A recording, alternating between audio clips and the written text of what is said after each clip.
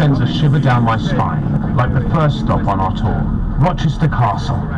There is a brilliant movie set here called Ironclad, and it's all about a famous siege that took place here back in 1215.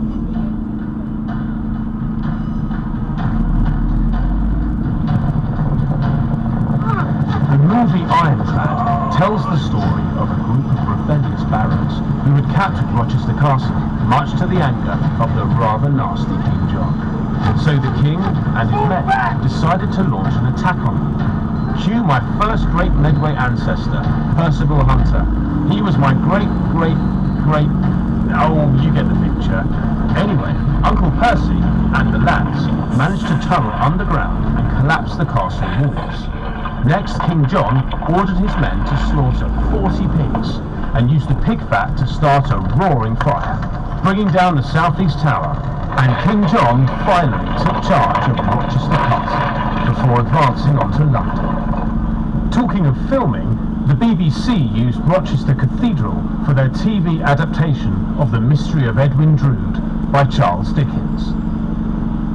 Dickens actually set the whole story here in Rochester, but instead called the city Cloisterham. Did you know that when Charles Dickens died, he hadn't quite finished writing The Mystery of Edwin Drood?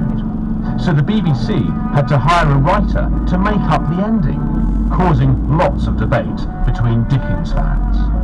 Last year, Rochester Cathedral celebrated its 900th birthday.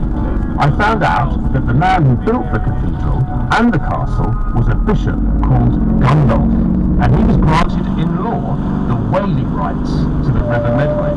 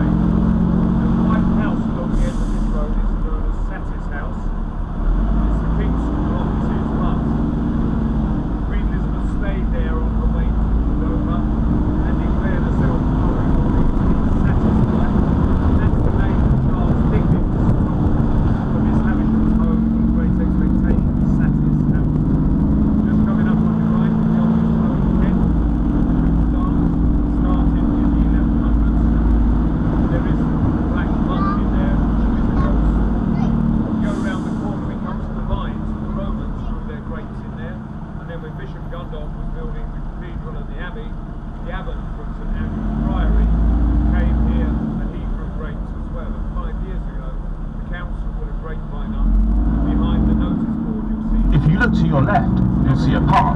This is called the Vines, and Charles Dickens used to walk through this park thinking up strange or scary characters for his stories. I imagine it must have been very busy in that brilliant mind of Charles Dickens, all those characters running through his head. Recently there was a new TV series called Dickensian, where all his most famous characters lived together in the same world, going about their daily lives. It was a bit like EastEnders, but with more top hats and corsets. It was a really clever idea. There was Miss Havisham from Great Expectations, Little Nell from The Old Curiosity Shop, and Ebenezer Scrooge from A Christmas Carol, all bumping into each other in the street.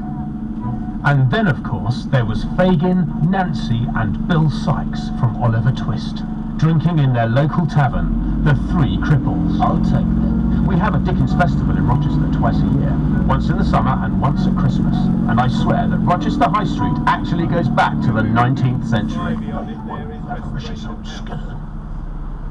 Charles Dickens used that as the home of Miss Havisham. If you've read Great Expectations, you know that a grown-up pig met Estella down the bottom of the garden by the brewery in the building coming up on the left. And there is a tunnel runs underneath the East Cape House in High Street, Restoration House. They used to smuggle goods from the river underground up to Restoration House, where they were distributed. Talking of taverns, in the mid-1800s, an ancestor of mine, Norbert Hunter, used to be landlord at the Bull Hotel down in the High Street. Charles Dickens used to pop in there for a pint of beer whenever he went out on one of his famous walks. Norbert even had a bull terrier, just like nasty Bill Sykes in Oliver Twist. Not that old Norbert was nasty, but he did have to chuck out anyone giving him trouble. Sing your oak. Oh, and another thing. If you you get time, you can follow the walk that Charles Dickens used to take. It's called Dickens' Footsteps. And you'll see all his favourite places in Rochester. Good day to you, sir. You can pick up a map from the Visitor Information Centre in the High Street. Just up the high street on the right, there's a red photo box, and just past there is the Queen Charlotte pub, which has two ghosts. One of them is the pot boy who fell down the cellar steps and broke his neck. The other is known as the Lavender Ghost because the lady patron there, her favourite perfume was lavender. And patrons and staff felt her presence and smelled her perfume as she Over the years, there have been so many different television shows and movies shot in and around Medway. It must be something to do with the amazing and dramatic settings that are scattered throughout Rochester and Chatham. And not just Charles Dickens stories either. And what I said about the river coming up close, well, the river was held back when the railway embankment hit. That's where you can see the line of trees on the skyline. That railway was for the southeastern and Chatham Railway, known by the initials SELC, or the locals called it slow, easy and comfortable. Later on they drained the marshes to make the walls to bring in ships for the trading. St Margaret's Bank, when we go around the corner you'll see her elevated. That was to stop the inundation of the waters before the railway embankment went in. And up on the embankment is the Medway Living Theatre, converted from a warehouse in the 1950s. It's got 70 seats and two of its own ghosts. You can see crossing the stage and you can see the house further up. Do you know the first cinema in Medway was actually in Chatham and was called the Cinema Deluxe? It opened in 1910. I know all about this because my great-granddad, Harry Hilton, was the head projectionist there.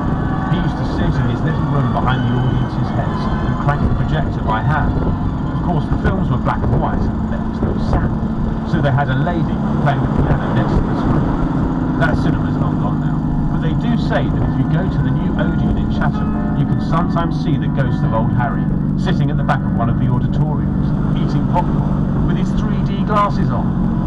Talking of 3D, there have been some big action movies shot here, and they don't come much bigger than James Bond. Diamonds Are Forever with Sean Connery and The World Is Not Enough with Pierce Brosnan were both filmed over at the historic Dockyard Chatham, where we'll be later on this bus tour. So, you expect me to talk? No, Mr. Bond. I expect you to go to the Visitor Information Centre in Rochester High Street. You'll find out everything you need to know there. Set up during the Elizabethan Wars for the injured sailors in that war. The money was raised and put into the Chatham chest. The original Chatham chest is in the historic dockyard, so if you go in there, you'll be able to see the Chatham chest. We used to have 20 theatres in Medway Town. One of them was here. It's where I saw my first pantomime at the Empire Theatre Chatham. And that was Robin Hood on Ice. And since then I've played pantomime days 23 times. Oh yes, I have. As we go left here, if you look straight up the high street on the right, you'll see a red fronted brick building with a white turret. That's the front of the old Theatre Royal Chatham. And on the other side, the Barnard's. Does anyone know the name of the river that runs right through the town? That's right, the River Medway. I haven't got enough time to tell you about all the amazing battles and incredible adventures that have taken place out on this famous river. There have been so many. One of Charles Dickens' most famous characters is a convict called Magwitch. He escaped from a floating prison on the River Medway in Great Expectations. The prisons on land were already full up with thieves and murderers and vagabonds, so they started putting these naughty boys in huge old disused ships instead. These floating prisons were called hulks. Of course, Magwitch is a made-up character, and in reality, you had no chance of escaping from a hulk, even if you managed. We're on our way to Fort Amherst. This was built in the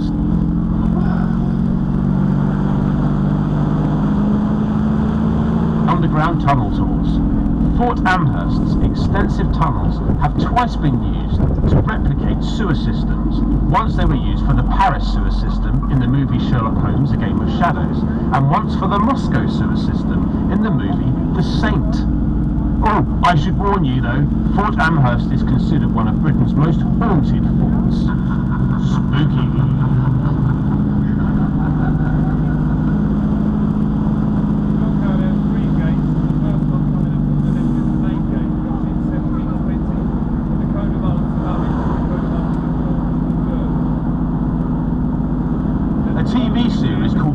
Was filmed here. It starred an actor called Sean Bean, and it was about a British officer fighting at the Battle of Waterloo.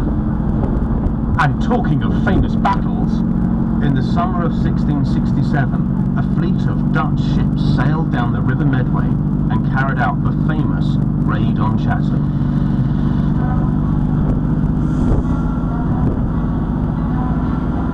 Sergeant Spike Hunter, another ancestor of mine, was on lookout that day. All he was expecting were a few friendly fishermen's boats delivering freshly caught haddock. It took him by surprise. It took everyone by surprise. When he saw the Dutch ships approach, he spat out his coffee and raised the alarm. The Dutch set fire to some of the biggest and most important ships in the English fleet. They even captured two of the most important boats. It was one of the worst defeats in the Royal Navy's history. It did end the war with the Dutch, and a truce was declared, but after that it was decided that a fort should be built in case it ever happened again, which, thankfully, it didn't.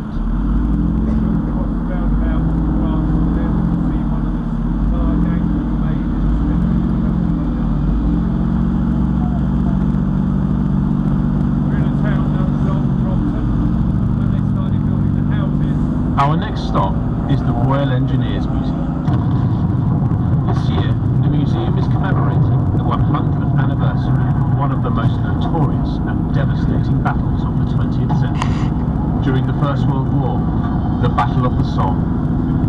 There's an exhibition telling the story of how the Royal Engineers supported the British Army out in the trenches of northern France by tunnelling deep underground and into enemy territory, surveying the area to report back on the ever-changing battlefield and using experimental technologies like flamethrowers.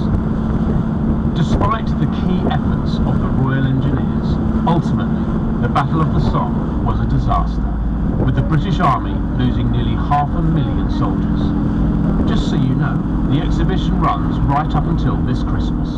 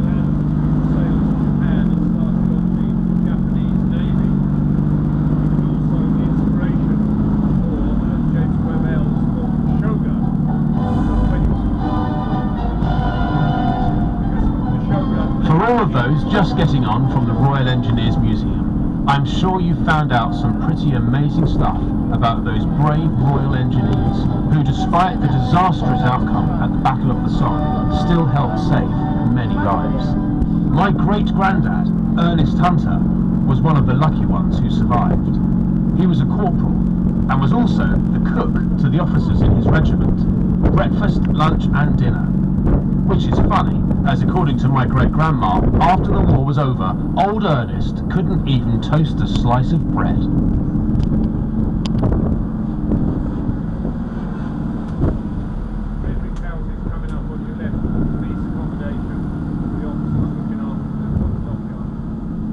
I hope you're enjoying the ride so far and that you're all paying attention. So let's have a quiz. Right, here we go. I mentioned earlier the movie Ironclad, all about an infamous King of England and his soldiers and the siege of Rochester Castle. Who was that king? Of course, it was King John. Mean old King John. Okay, earlier on I mentioned some Charles Dickens characters that appeared in the BBC One drama Dickensian. I mentioned Miss Havisham. But in which famous Dickens story does Miss Havisham appear? That's right, Great Expectations. You are listening then. But here was the thing that he made in Britain, he gave instructions to the Chatterville guns not to be bombed, although they could bomb the workers' houses around the outside. During the war, the drill hall being used domestic, where there were more than 600 sailors sleeping. One night, one lone bomber coming back from the London raid shot some bombs, which went through the roof, killing more than 600 sailors. That building is now the longest lending reading library in the country. I'm pointing out to you from Gillingham Gate, the other entrance from London just there.